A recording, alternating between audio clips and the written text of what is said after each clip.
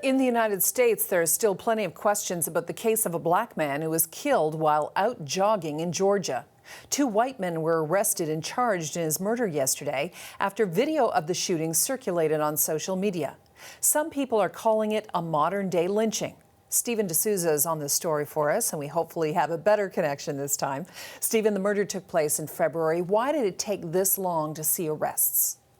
Well, it's really because of the video that was taken by a third man who has not yet been arrested, a video showing exactly what took place. And that video was leaked out earlier this week, and the uproar that it caused because of what it showed really forced the hand of Georgia's law enforcement. And what happened was a third prosecutor was actually put on the case because two had already recused themselves. The first because one of the men involved was involved in that prosecutor's office. So that first prosecutor, she recused herself, and then the second prosecutor, he recused himself because his son worked in the first prosecutor's office, but also he didn't even think charges were necessary. So the Georgia Bureau of Investigation was brought in, and when they looked at the case, it seemed pretty cut and dry to them. And while they didn't want to criticize the actions of the previous district attorneys, they did make it pretty clear, without saying as much in so many words. Take a listen to what the director of the Georgia Bureau of Investigation, which brought the charges, had to say.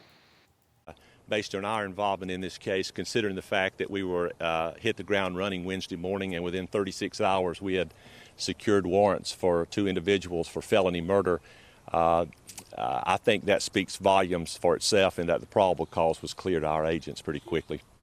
Walk us through some of the reaction to the arrests.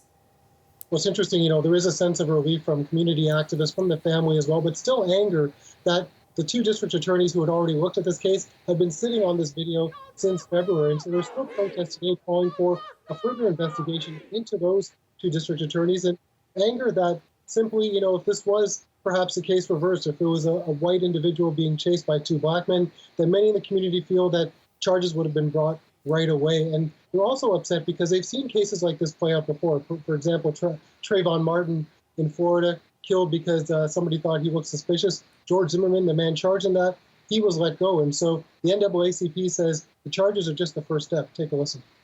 But this is only the beginning. They have been arrested. We need to see justice follow through to the conviction and confinement. This was premeditated. This was an intentional act. This is something that should not be tolerated under any state law.